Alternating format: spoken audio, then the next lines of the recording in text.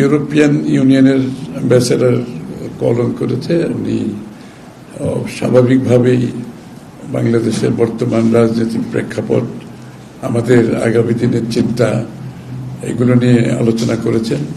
সবার আগে নির্বাচন নিয়ে আলোচনা করেছেন। নির্বাচনে ফেব্রুয়ারিতে হতে যাচ্ছে, এই জন্য সবার তো একটা স্বস্তি আছে, সন্তুষ্টি আছে। কারণ তারাও তো সবাই অপেক্ষা করছে, অনেক কিছু অপেক্ষা করছে একটা নির্বাচিত সরকারের উপর, তাদের কর্মকাণ্ড আগামী দিনে কি হবে। নিশ্চিতভাবে সবাই, এগুলো তো স্বল্প মেয়াদী, মধ্যমেয়াদী, দীর্ঘমেয়াদী অনেক সিদ্ধান্ত আছে যেগুলো একটা নির্বাচিত সরকারের সাথে সবাই স্বস্তি বোধ করে। আপনারা জানেন সবসময় ইউরোপিয়ান ইউনিয়ন কিন্তু শ্রমিকদের অধিকার নিয়ে কাজ করে, সে বিষয়ে আলোচনা করেছে এবং আমাদের ভাবনা কি, চিন্তা ভাবনা কি।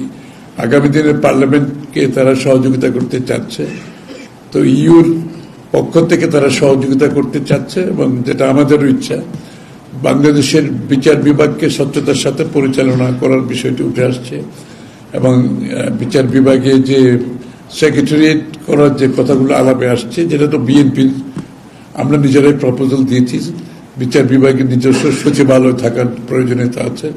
এটাকে যদি আমরা স্বাধীনভাবে চলতে দিতে হয় বিচার বিভাগকে, তার নিজস্ব সচিবালয় থাকা দরকার। এই বিষয়টা তারাও সমর্থন করে এবং তারা এই ব্যাপারে ফান্ডিং করতেও রাজি আছে। সুতরাং সেটা বোধহয় করছে অলরেডি। পার্লামেন্টের বেলায়ও তাই, তারা চায় পার্লামেন্টে স্ট্রং ক্যাপাসিটি বিল্ডিং করে একটা সচিবালয় থাকবে যাতে পার্লামেন্টের পারফরমেন্সটা ভালো হয়। বাংলাদেশের আগামী দিনের উন্নয়নের সাথে তারা সহযোগী হতে চায়।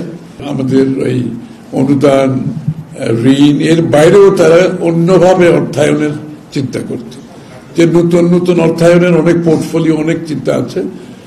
বাংলাদেশে বন্ড, গ্রিন বন্ড ইস্যুর মাধ্যমে অর্থায়নের যে অনেকগুলো দিক আছে যেটা আমরা বিগত দিনে করতে পারি নাই, সেগুলো আগামী সরকার আসলে তারা করতে চাচ্ছে।